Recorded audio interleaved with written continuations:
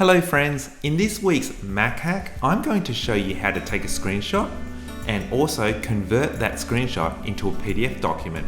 So the first thing to take a screenshot is that you need the keyboard shortcut holding down Shift, Command and the number 4.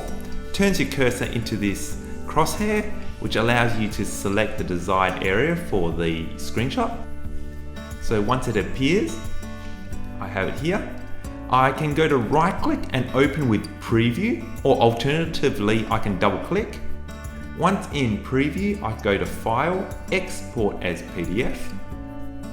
And this allows me to save the file name. I'm just going to call it PDF screenshot for this preview. Save. And I'm going to close this. And as you can see, my PDF screenshot file that I just saved, I can right click and see get info, and it's a PDF document. And one thing I do want to show you before you go, often with this screenshot, somehow it seems to be rotated all the time.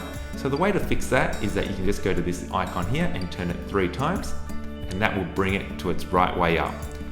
That's the end of the tutorial. If you found this useful, please remember to like, subscribe to this channel, and I hope to see you again next time. Bye bye.